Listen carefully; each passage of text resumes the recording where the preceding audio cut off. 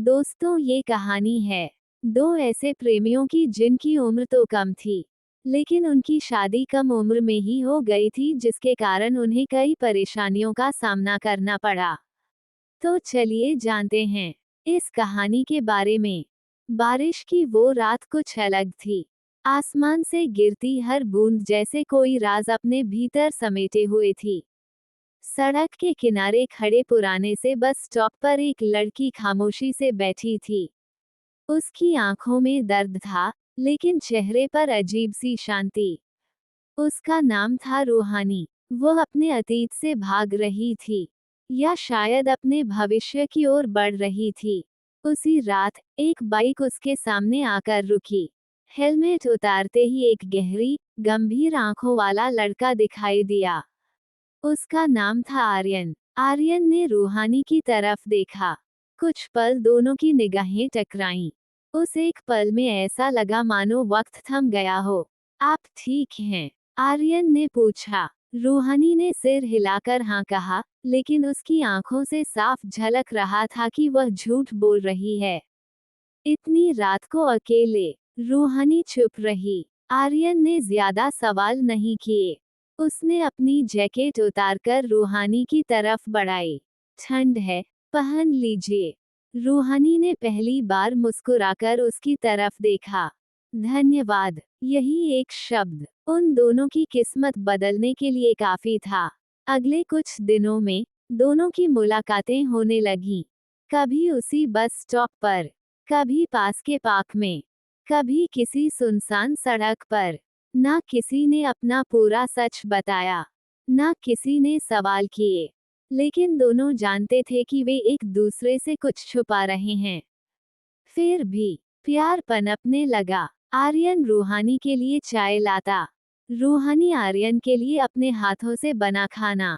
छोटी छोटी बातें, छोटी छोटी मुस्कानें, और बड़ी बड़ी खामोशियां। एक रात रूहानी देर तक नहीं आई। आर्यन बेचैन हो गया। जब वह आखिरकार आई, तो उसकी आंखें लाल थीं। क्या हुआ? आर्यन ने पूछा। रूहानी कुछ पल चुप रही। अगर मैं कहूँ कि मेरी जिंदगी में बहुत बड़ा अंधेरा है, तो क्या तुम मेरे साथ रहोगे? आर्यन ने बिना सोचे कहा। हाँ। रूहानी की आंखों से आंसू बहने लगे। मैं किसी से भाग रही हूँ, आर्यन। किसी ऐसे इंसान से जो मुझे ढूंढ रहा है। आर्यन ने उसका हाथ थाम लिया। जब तक मैं जिंदा हूँ, कोई तुम्हें छू भी नहीं सकता। कुछ दिन बाद, अब आर्यन की बारी थी। उसने कहा, मैं भी तुमसे कुछ छुपा रहा हूँ। रूहानी ने उसकी तरफ देखा। मैं पुलिस का एक अंडरकवर ऑफिसर हूँ। रूहानी सन रह गई। तो तुम मुझ पर नजर रख रहे थे? आर्यन ने सिर हिलाया। नहीं, पहले मैं एक केस के पीछे था, लेकिन फिर तुम मेरी जिंदगी बन गई। रूहानी का दिल टूट सा गया। मतलब हमारी मुलाकात संयोग थी, आर्यन ने कहा। लेकिन प्यार सच्चा है, रूहानी ने कांपती आवाज में कहा। जिससे मैं भाग रही हूँ, वो एक बहुत बड़ा क्रिमिनल है। आर्यन चौंक गया। नाम? विराज। आर्यन का चेहरा पीला पड़ गया। विराज वही आदमी है जिसे पकड़ने के लिए मैं 2 साल से लगा हूँ। अब दोनों समझ चुके थे। उनकी किस्मतें पहले से जुड़ी थीं। खतरे में प्यार। विराज को पता चल चुका था कि रूहानी आर्यन के साथ है। एक रात पार्क में गोलियों की आवाज गूंजी। आर्यन ने रूहानी को अपनी बाहों में ढक लिया। भागो! लेकिन रूहानी गिर पड़ी। आर्यन ने उसे उठाया और जंगल की ओर दौड़ पड़ा। पीछे से आवाज आई, रूहानी, तुम मेरी हो। प्यार की ताकत। आर्यन और रूहानी एक पुराने खंडहर में छुप गए। रूहानी डर से कांप रही थी। आर्यन ने उसका चेहरा अपने हाथों में लिया। मुझ पर भरोसा करो। रूहानी ने उसकी आंखों में देखा। उसी पल उसने पहली बार कहा, मैं तुमसे प्यार करती हूँ। आर्यन की आंखें नम हो गईं। मैं भी तुमसे बेइंतहा प्यार करता हूँ। आखिरी मुकाबला। पुलिस और विराज के लोगों के बीच मुठभेड़ हुई।